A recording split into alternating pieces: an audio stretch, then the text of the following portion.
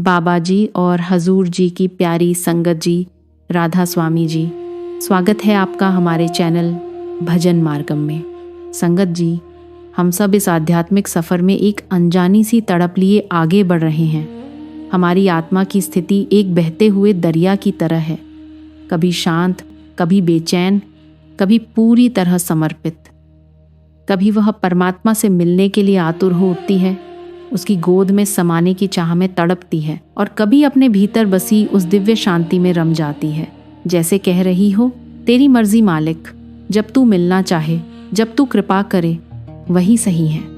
और फिर कभी उस आत्मा में एक पागलपन सा उतर आता है, अब बस, अब तो मिल, अब मेरी पुकार सुन और मुझे अपने से जोड़ ले। यही विरह, यही बेचैनी और यही समर्पण सब मिलकर उस आत्मिक सफर को इतना अद्भुत और गहन बनाते हैं। जब प्रेम परमात्मा के प्रति जाग उठता है तो वह प्रेम आत्मा में एक असीम उत्साह और दिव्य जुनून भर देता है। हर हाल में वह आत्मा शुक्रगुजार हो उठती है, हर पल मालिक की उपस्थिति महसूस करती है। उस अवस्था में मालिक का हर हुक्म स्वीकार्य लगता है, उसकी रज़ा में आत्मा पूरी तरह लीन हो जाती है। यह मीठा विरह चाहे कितना भी पीड़ादायक क्यों ना हो, आत्मा को उससे अलग होने नहीं देता, क्योंकि यही विरह ही मिलन का मार्ग है। महाराज जी ने सुंदर कहा था, विरह के बिना कोई मिलन पूरा नहीं होता, और विरह ही मालिक की सबसे बड़ी दात है रूहानियत में। सचमुच यह विरह केवल भाग्यशाली और विरले हृदयों में ही प्रकट होता है।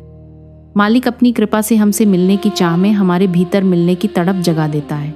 संगत जी, यदि आपके भीतर भी यह तड़प जागी है, यह ज्योति देखने की सच्ची इच्छा उत्पन्न हुई है, तो समझिए कि इससे बड़ा कोई वरदान नहीं। अब वह दिन दूर नहीं जब सतगुरु का नूरी स्वरूप, परमात्मा का प्रकाश और उनकी धुन आपके भीतर अनुभव होने लगेगी। यही संकेत है कि मालिक आपसे दूर नहीं है। आज की यह वीडियो बहुत ही प्यारी है। हम आज उस भीतर के सफ़र को समझेंगे जो ज्योत निरंजन से शुरू होकर हमें ओंकार की ध्वनि तक ले जाता है, उस अनहद नाद तक जो परमात्मा के अनुभव का प्रतीक है।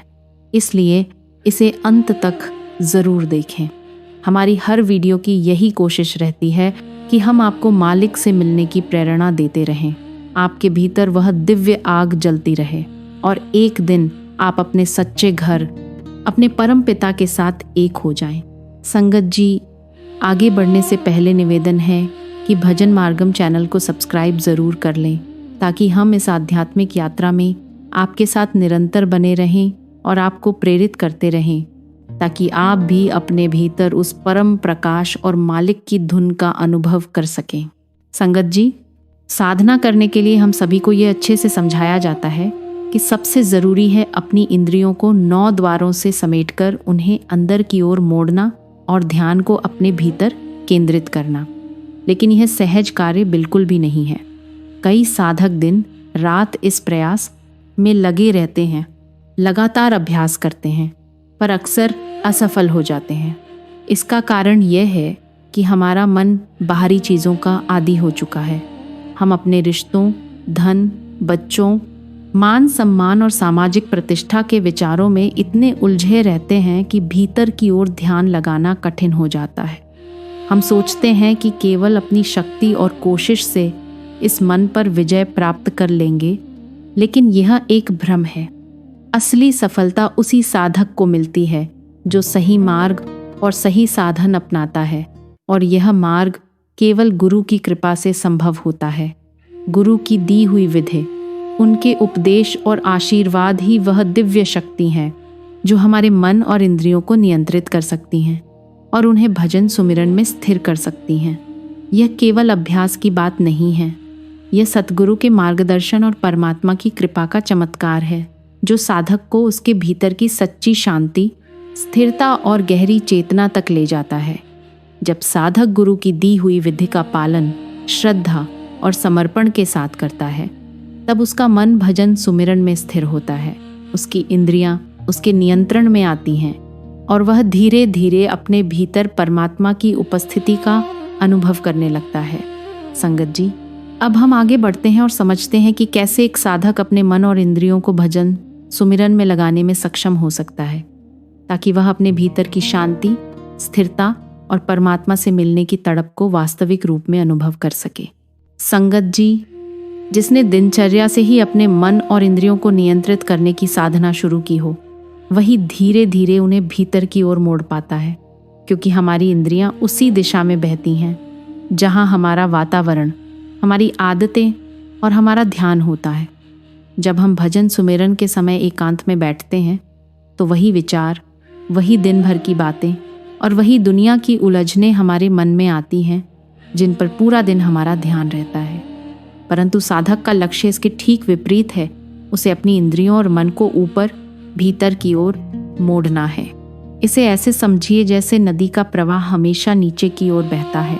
यदि उसमें कोई वस्तु डाल दी जाए तो वह भी उसी दिशा में बहती जाएगी, लेकिन यदि कोई कुशल तैराक है तो वह उसी धारा के विपरीत दिशा में तैर सकता है। ठीक इसी तरह साधक को भी संसार की धारा, जो निरंतर बाहरी आकर्षणों और विकर्षणों की ओर खींचती है, के विपरीत दिशा में तैरना सीखना होता है।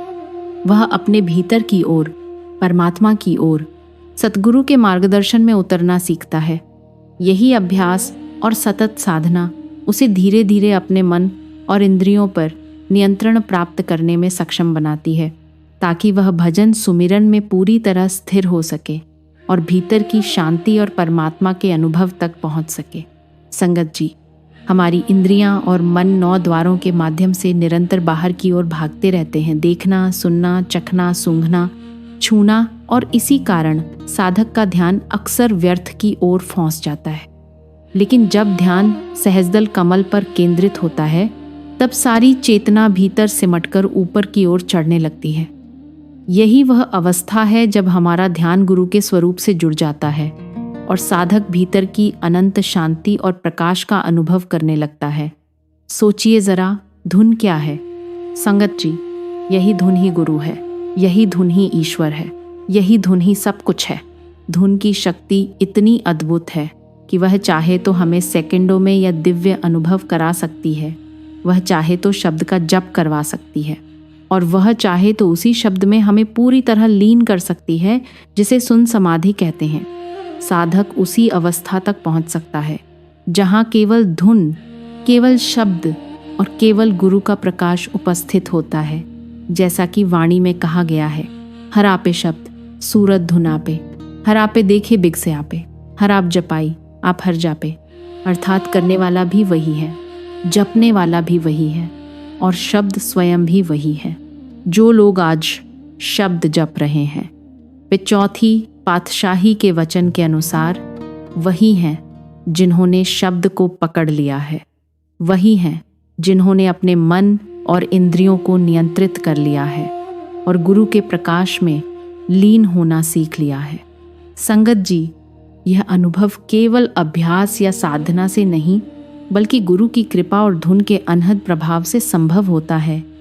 यही कारण है कि सच्चा साधक हर पल इस धुन और गुरु के स्वरूप में लीन रहने की कोशिश करता है, ताकि उसकी चेतना भीतर की ओर बढ़े और वह परमात्मा के अनंत प्रकाश और शांति का अनुभव कर सके। संगत जी, इसलिए विपरीत दिशा में बढ़ने से पहले गुरु का आशीर्वाद लेना अत्यंत आवश्यक है। गुरु से प्रार्थना करो, उन्हें प्रणाम करो और ध्यान की स्थिति में बैठो। जब ध्यान बनने लगे तभी नाम जप आरंभ करो। ध्यान रहे कि यदि नाम जप करते समय हमारी इंद्रियां नीचे की ओर खींच रही हों, तो मन को ऊपर की ओर खींचो और उसे सहस्दल कमल पर, गुरु के स्वरूप पर टिकाओ। सबसे पहले धीरे धीरे यह अभ्यास बनाओ, ताकि संसार की माया, जिसे अंजन कहा गया है, हमारी चेतना को खींच न सके और हमारा ध्यान ऊपर की ओर, ज्योत निरंजन की ओर चढ़ सके। निरंजन अर्थात मालिक और अंजन अर्थात माया। इसलिए हमें अंजन को पीछे छोड़कर निरंजन की ओर चढ़ना है। लेकिन संगत जी, यह सब गुरु की कृपा के बिना संभव नहीं है। सच यही है कि जब मालिक करना चाहे और कराना चाहे तभी यह संभव होता है। हम केवल मेहनत कर सकते हैं, पुकार सकते हैं, फरियाद कर सकते हैं, लेकिन यदि हमारी पुकार सच्ची और निष्ठापूर्ण है तो मालिक कभी मौन नहीं रहता। ऐसा होना ही असंभव है कि मालिक हमारी पुकार को न सुने। इसलिए साधक को चाहिए कि वह सच्चे मन, श्रद्धा और समर्पण के साथ गुरु के मार्ग पर चले, नाम जप में स्थिर रहे और अपने मन तथा इंद्रियों को निरंजन की ओर मोड़ते हुए परमात्मा के अनुभव की ओर बढ़े। यही वह मार्ग है जिससे साधक अंततः अपने भीतर की शांति, स्थिरता और मालिक की उपस्थिति का अनुभव कर सकता है। संगत जी, जब साधक अपनी आंतरिक यात्रा में ऊपर की ओर बढ़ता है तो सबसे पहले उसका सामना उस दिव्य और रहस्यमय रूहानी मंडल के धनी से होता है, जिन्हें हम ज्योत, निरंजन के रूप में जानते हैं। यह वह शक्ति और अनुभूति है जो साधक के नाम जप और गुरु के स्वरूप के ध्यान के साथ सहज रूप से जुड़ती है। जब हम निरंतर नाम जपते हुए ऊपर की ओर चढ़ाई करते हैं तो कई बार माया यानी बाहरी और आंतरिक विकर्षण बीच में आ जाते हैं। अचानक कोई अनजानी याद, विचार या ख्याल साधक के मन में उठता है और उसका ध्यान नीचे गिर जाता है। पर साधक हार नहीं मानता। अभ्यास और सतत प्रयास से वह इन ख्यालों को फिर से ऊपर उठाने की कोशिश करता है। यह चढ़ना, गिरना, बार बार ख्याल का ऊपर से नीचे और नीचे से ऊपर लौटना साधना का ही हिस्सा है। समय के साथ साधक का मन धीरे धीरे स्थिर होना शुरू हो जाता है। जैसे जैसे अभ्यास बढ़ता है, ध्यान सहज दल कमल तक रुकता है, फिर थोड़ी देर बाद थोड़ा नीचे गिरता है और फिर दोबारा ऊपर उठाया जाता है। इसी सतत अभ्यास और गुरु के स्वरूप में प्रेम के कारण ध्यान धीरे धीरे स्थिर होने लगता है। 9 द्वारों में अब ध्यान नीचे नहीं गिरता, वह वहीं रुकता है, गुरु के स्वरूप और नाम के साथ जुड़ जाता है। बार बार की यह आंतरिक चढ़ाई साधक की साधना को मजबूत बनाती है। अंततः साधक का मन पूरी तरह से स्थिर हो जाता है। गुरु के स्वरूप से प्रेम और श्रद्धा बढ़ती है और एक अद्भुत अवस्था आती है जब रूहानी मंडल के धनी ज्योत निरंजन से साधक का मिलाप होता है। इस मिलन के साथ साधक का ध्यान अब नीचे नहीं गिरता, बल्कि स्थिर होकर ऊपर की ओर उठता चला जाता है। गगन में और शब्द में विलीन होता हुआ अंततः परमात्मा में समाहित हो जाता है। यह यात्रा साधक की धैर्य, प्रेम और सतत अभ्यास की कहानी है, जो दिखाती है कि कैसे गुरु और नाम के माध्यम से आत्मा का उच्चतम अनुभव संभव है। संगत जी, अब आगे की यात्रा इस प्रकार है कि जब साधक अपने भीतर की ऊंचाइयों की ओर बढ़ता है तो 5वीं पाशाही में इसे बहुत ही गहरे अर्थ में समझाया गया है। वहाँ कहा गया है, ओंकार एक धुन एक रागलाप, ओंकार एक धुन एक रागलापे, एकादेसी एक दिखावे, एक को रहा व्यापे। इसका अर्थ यह है कि समस्त सृष्टि में केवल एक ही धुन, एक ही राग है और उसी एक राग में परमात्मा हर जगह व्याप्त है। 10 या 5 अलग अलग परमात्मा नहीं है, बल्कि हर जगह वही एक परमात्मा मौजूद है। जब यह धुन और राग एक ही हैं और उसी राग में आलाप गाया जा रहा है तो उसे सुनना और समझना सरल हो जाता है। स्वामी जी महाराज ने इस अनुभव को और स्पष्ट करते हुए कहा है, सहस्र कवल चल देखो सुन। यहाँ पर सुन वह अवस्था है जब साधक केवल शब्द और धुन को महसूस करता है और बाहर की किसी भी चीज़ में उसका ध्यान नहीं बंटता। इस अवस्था में साधक का मन ऊपर की ओर बढ़ता है और वह ज्योति निरंजन तक पहुंचता है। इसके बाद भी ध्यान कभी नीचे गिरता है, कभी सहजदल कमल पर ठहरता है, फिर ऊपर उठता है, परंतु बार बार की यह आंतरिक चढ़ाई साधक को स्थिर करती है और धीरे धीरे मिलाप की अनुभूति प्रदान करती है। जब साधक इस चढ़ाई में ऊंचाई पर पहुंचता है और उस परम धुन, उस सुन में अपने आप को घुला पाता है तो यह केवल भजन सुमिरन तक सीमित नहीं रह जाता। यह अनुभव साधक की दैनिक जीवन की हर क्रिया, हर अनुभव और हर पल में भी दिखाई पड़ने लगता है। धीरे धीरे साधक का मन स्थिर होकर शब्द और राग के साथ जुड़ जाता है और यह जुड़ाव उसे जीवन की हर दिशा में परमात्मा की अनुभूति दिलाने लगता है। यही वह अवस्था है जिसे साधक धीरे धीरे अनुभव करता है और यही मार्ग उसे अंततः रूहानी मंडल के धनी ज्योति निरंजन से मिलाप तक ले जाता है।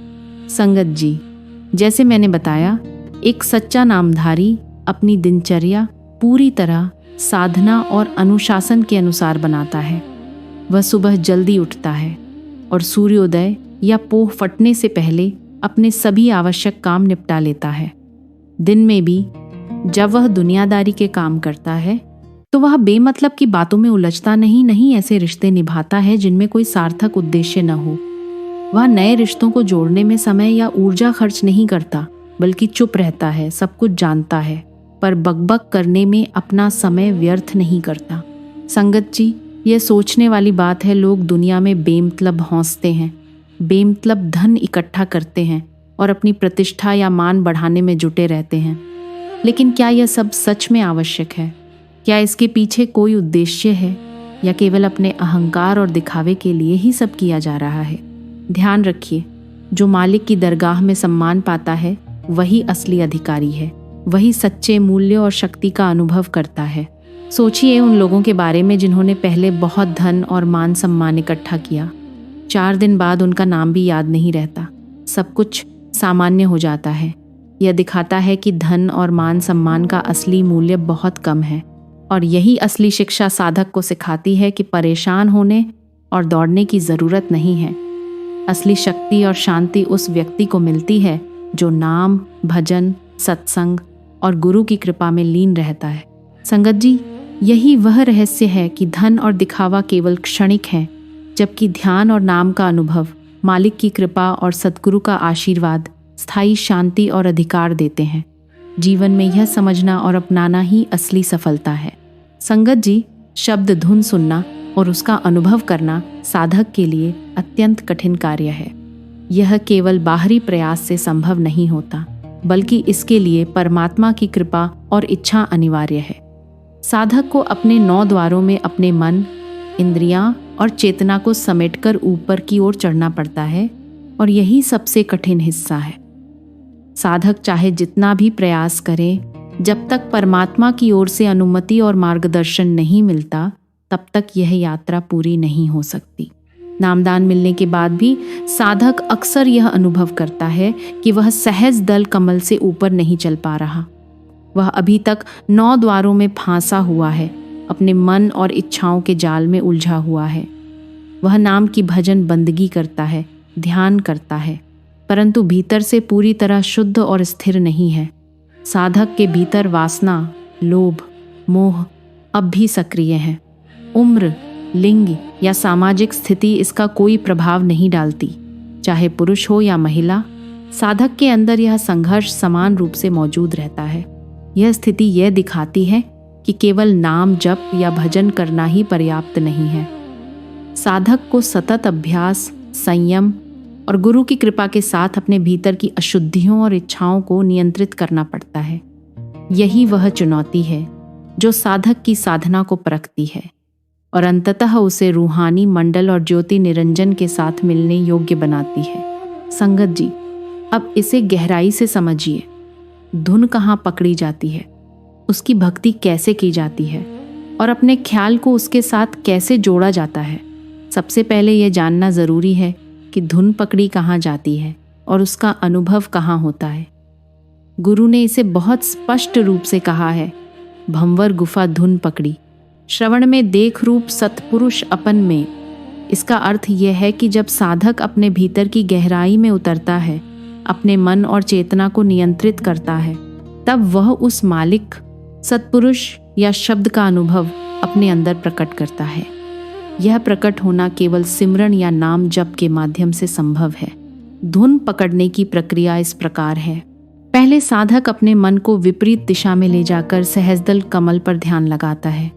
धीरे धीरे ध्यान ऊंचाई पर जाता है और वह ज्योति निरंजन के स्वरूप की भक्ति करता है। भक्ति के इस अनुभव के साथ साधक धीरे धीरे ओंकार तक पहुंचता है और वहीं से वह सुन समाधि की अवस्था में उतरता है। इस समाधि में साधक का मन और चेतना पूरी तरह स्थिर हो जाती है और वह अनुभव करता है कि यह धुन अब अंदर ही बज रही है। बाहरी दुनिया से उसका ध्यान पूरी तरह कट चुका है। जब साधक इस स्तर पर पहुंचता है, तब वह भंवर गुफा तक पहुंचता है, यानी वह अपने भीतर उस शब्द और धुन को पकड़ लेता है। साधक अब समझता है कि यह धुन केवल बाहरी रूप में नहीं, बल्कि हमारे अंदर ही बज रही है और वह भीतर जाकर उसे सुन रहा है। बाहरी ख्याल, लोभ, मोह, इंद्रियजाल सब पीछे छूट जाते हैं। यही अवस्था है जब साधक कह सकता है, बाजे बाजे धुन आकारा, आप बजाए बजावन हारा। धुन बज रही है और हम सुन रहे हैं। इस प्रक्रिया में एक बेहद महत्वपूर्ण बात यह है कि अब साधक का ध्यान बाहर नहीं है, वह भीतर है, अपने भीतर उस सत्पुरुष या शब्द के स्वरूप में समाहित है। यही गहरी साधना और भक्ति का रहस्य है। संगत जी, अब देखिए, इस रहस्य को तीसरी पातशाही ने कितनी सुंदरता से समझाया है। कहा गया है, बाजे बाजे धुन आकारा, आप बजाए बजावन हारा। इसका अर्थ यह है कि वह परम सत्ता स्वयं उस धुन को बजा रही है और हम उसी को भीतर सुन रहे हैं। जब साधक अपने भीतर उतरकर उस धुन को अनुभव करता है तो उसे यह भली भांति समझ आता है कि यह कोई बाहरी संगीत नहीं है, यह मालिक की अनहद धुन है जो सदा से भीतर बज रही थी, पर अब जाकर वह हमारे अनुभव में आई है। यह वही अवस्था है जब साधक ने अपने भीतर मालिक को प्रकट कर लिया है। अब वह जान चुका है कि ईश्वर कहीं बाहर नहीं, बल्कि उसके अपने भीतर की ज्योति और शब्द में स्थित है।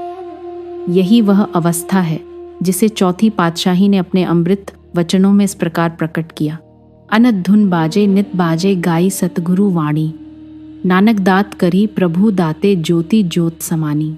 संगत जी, ये कोई साधारण अवस्था नहीं है, ये आत्मा के पूर्ण मिलन की अवस्था है। जब साधक भंवर गुफा तक पहुंचता है तब वह स्वयं, शब्द और ईश्वर तीनों के बीच कोई भेद नहीं रह जाता। वहाँ साधक और शब्द एकाकार हो जाते हैं। वही अनंत की धुन अब भीतर निरंतर बज रही होती है, दिन रात 24 घंटे, न कोई रुकावट न कोई विराम। वह सतत चलने वाली वह सद्गुरु की वाणी है जो केवल कानों से नहीं बल्कि आत्मा से सुनी जाती है। संगत जी, अब इस अनुभव को और स्पष्ट रूप से समझिए। यही भक्ति का सबसे उच्च रूप है, अंतर्मुख भक्ति। स्वामी जी महाराज हमें यही कहते हैं कि साधक का वास्तविक प्रयास यह होना चाहिए कि वह सुबह जल्दी उठकर अपने भीतर उस शब्द को प्रकट करे, उस शब्द की धुन को अनुभव करे और उसके प्रकाश को अपने अंतर्मन में देखें। यह बाहरी क्रियाओं या दिखावे की भक्ति नहीं, बल्कि अंतरात्मा की ओर लीन होकर की जाने वाली भक्ति है। जब साधक अपने मन और चेतना को नियंत्रित करता है, सहजदल कमल पर ध्यान लगाता है और धीरे धीरे ऊपर की ओर चढ़ता है, तब वह स्वयं को उस भंवर गुफा तक ले जाता है जहाँ वह धुन निरंतर 24 घंटे बज रही होती है। यह वह अविरल, अनंत और अचलम धुन है जो साधक के भीतर अपने आप उत्पन्न होती है जब वह संपूर्ण रूप से शब्द में लीन हो जाता है। यही वह धुन है जिसे हम सोहम की धुन भी कह सकते हैं। यह किसी बाहरी साधना या किसी अन्य प्रयास से नहीं पकड़ी जाती। यह तब अनुभव होती है जब साधक की पूरी चेतना शब्द में विलीन हो जाती है, साधक का मन और इंद्रियां स्थिर हो जाती हैं और केवल वह शब्द और धुन का अनुभव उसके भीतर रह जाता है। संगत जी, यही असली भक्ति है, वह भक्ति जो स्थायी शांति, ध्यान की गहराई और परमात्मा की वास्तविक अनुभूति दिलाती है। यह वह मार्ग है जिस पर चलते हुए साधक अपने भीतर ज्योति निरंजन और सतगुरु के शब्द के साथ स्थायी संबंध स्थापित करता है। संगत जी, अब इस अनुभव को ध्यान से समझिए। आपने अक्सर भजन के दौरान यह अनुभव किया होगा कि जब हम पूरी तरह धुन में लीन हो जाते हैं तब हमें पता ही नहीं चलता कि हम कहाँ पहुँच गए हैं। कभी कभी यह अनुभव इतना गहरा होता है कि हमारा शरीर भी सुन्न हो जाता है, हाथ पैर जैसे अस्तित्वहीन लगने लगते हैं। बस अजप्पा जाप और अजप्पा धुन ही अनुभव में बनी रहती है। हमें पता नहीं चलता कि हम कैसे सैसे यात्रा कर रहे हैं, किन आंतरिक आयामों में घूमे। संगत जी, यह अवस्था ही कहा गया है जीते जी मरने की अवस्था। जो साधक इसे अनुभव कर लेता है वही सच्चा परमार्थी बनता है, वही सच्चा सेवक है। ऐसे साधक से गुरु अत्यंत प्रसन्न होता है। हजारों करोड़ों की संगत या बाहरी दिखावे से कोई लाभ नहीं, पर गुरु अपने हृदय में ऐसे सच्चे सेवकों को रखता है क्योंकि वही साधक वास्तविक रूप में नाम और शब्द के साथ जुड़ा है। समझिए, जिसने अपने भीतर गुरु को प्रकट कर लिया और शब्द को अनुभव किया, उसके लिए सब कुछ सहज हो जाता है। अगर साधक ध्यान करना सीख जाता है तो वह दिन रात, उठते बैठते, खाते पीते, सोते जागते गुरु के स्वरूप पर ध्यान कर सकता है।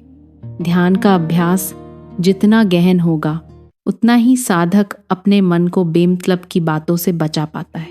यहाँ महत्वपूर्ण बात यह है कि ध्यान का उद्देश्य केवल किसी मूर्ति, किसी इष्ट या किसी बाहरी रूप पर टिकना नहीं है। हमारा उद्देश्य यह है कि मन का ख्याल सहजदल कमल पर स्थिर हो और उस स्थिरता में शब्द और धुन का प्रकट होना अनुभव में आए। जब ध्यान के दौरान वह शब्द फूटता है तब वही शब्द धुनात्मक रूप में साधक के भीतर बजने लगता है। तभी समझ आता है कि गुरु ने क्यों कहा, इंद्रियों को उलट लाओ अब तन में, यानी यह ध्यान, यह धुन, यह शब्द हमारी इंद्रियों और तन में पूरी तरह उतरकर स्थिर हो जाए। संगत जी, यही साधना का रहस्य है। यह साधना केवल नाम जप तक सीमित नहीं रहती, यह पूर्ण रूप से चेतना, मन और शरीर में उतरती है, जिससे साधक वास्तविक रूप में अपने भीतर गुरु और शब्द के स्वरूप को अनुभव करता है। यही अवस्था साधक को स्थायी शांति, स्थिरता और परमात्मा का अनुभव देती है। संगत जी, साधना का असली सार धुन में लीन होना है। जब साधक अपने भीतर गुरु और शब्द को प्रकट कर लेता है तो वह केवल बाहरी कर्मकांड या दिखावे में नहीं उलझता। उसका मन स्थिर होता है, इंद्रियां शांत होती हैं और शरीर भी सहज हो जाता है। वही धुन, वही शब्द उसके भीतर निरंतर बजती रहती है, दिन रात जागते सोते। यही जीते जी मरने की अवस्था है, यही सच्ची भक्ति है और यही वह मार्ग है जिस पर चलकर साधक अंततः ज्योति निरंजन और परमात्मा में विलीन हो जाता है। इस अनुभव से यह स्पष्ट होता है कि असली साधक वही है जो अपने भीतर शब्द और गुरु के स्वरूप में लीन होकर हर पल में शांति, स्थिरता और परमात्मिक आनंद का अनुभव करता है। यही साधना का अंतिम फल है, आत्मा का शुद्धिकरण, मन की पूर्ण शांति और परमात्मा के साथ अद्भुत एकत्व का अनुभव। संगत जी, अगर इस वीडियो ने आपके हृदय में कोई प्रेरणा जगाई हो, अगर आपके भीतर मालिक से मिलने की कोई तड़प जागी हो, तो कृपया इसे सिर्फ अपने तक सीमित न रखें। इसे अपने प्रियजनों के साथ ज़रूर साझा करें। क्या पता आपका एक छोटा सा शेयर किसी सोई हुई आत्मा को जगा दे या किसी की रुकी हुई आध्यात्मिक यात्रा को आगे बढ़ा दे। और आपसे एक नम्र विनती है, कृपया हमारे चैनल भजन मार्गम को सब्सक्राइब ज़रूर करें। हमारी ये छोटी सी सेवा की कोशिश आपको रोज़ाना प्रेरित करने की, आपको आध्यात्मिक मार्ग पर बनाए रखने की तभी सफल होगी जब आपका साथ मिलेगा। मिलते हैं अगली वीडियो में एक नए आध्यात्मिक रहस्य के साथ। राधा स्वामी जी।